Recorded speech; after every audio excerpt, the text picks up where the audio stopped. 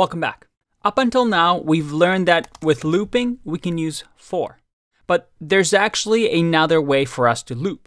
And it's called, instead of a for loop, a while loop.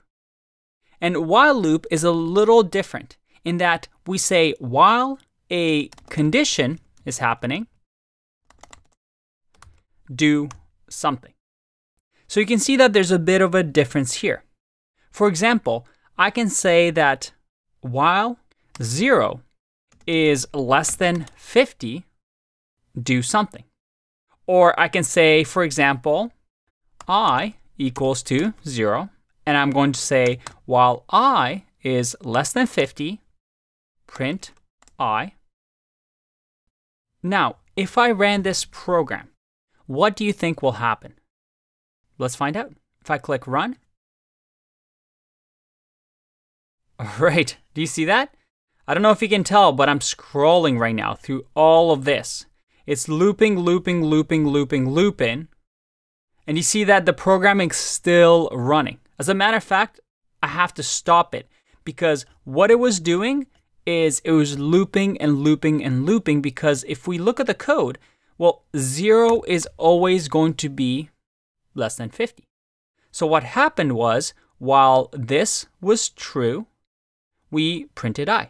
And then the Python interpreter went back to line 2 and says, hey, is 0 still less than 50? Yep, okay, next line, print. Hey, is 0 still less than 50? Yep, okay, next line, print. And it kept going, kept going, kept going. Now, this is what we call an infinite loop.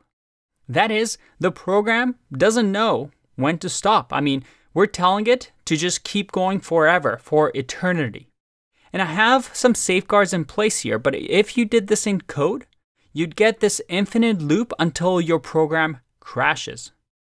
If you actually ran this code, well, it's going to keep running until the machine just doesn't have enough power anymore, enough resources to keep doing this over and over. Everything has limits, right? So with a while loop, we have to be really careful. This infinite loop can be very dangerous. So how can we solve this? We have this idea of a break statement. And break is, well, just another keyword in Python. And as you may have guessed, if I click run, look at that. It only runs once. As soon as Python sees break, it's going to say, all right, break out of the while loop. So it's going to go to line 5, and it's going to say, got nothing there, program's done. I'm going to exit out of the program. But okay, what if I want this to be looped 50 times? How can we solve that issue? Think about it. Well, we can just simply say I equals I plus 1. And then make sure that we change this to I. Now what's going to happen?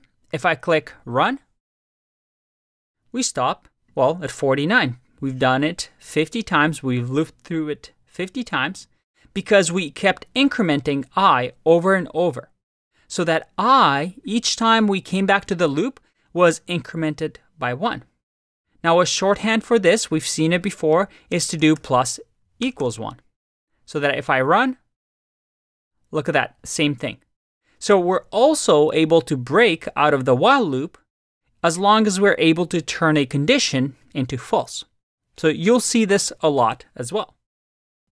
So to jump out of a while loop, you can either turn the condition false, or you can break out of the while loop.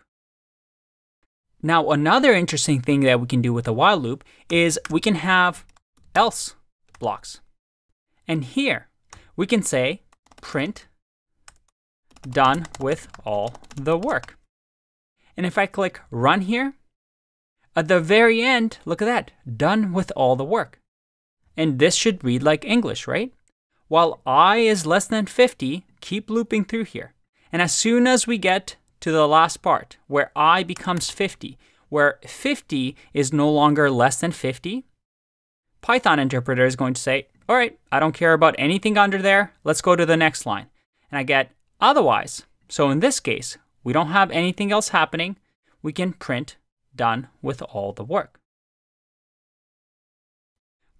you're probably asking yourself, hold on, can't I just not do this and just make sure my indentation is at the end? Click run and that works, right? Why would I ever want to write else here? Well, else is a special case here. There is one thing that is useful. That is, if we added for example, a break statement here, and I click run, you'll see that the else statement does not print. And that is because the else block will only execute if there isn't a break. That is, if the while condition turns to false, then it's going to keep going and do the else. But if there is a break, it's going to break out of this whole thing and go to the 8th line. So a little gotcha here that you won't see else too often next to while, but there is that special case where else is used when you want to make sure that this will be executed only if there isn't a break statement.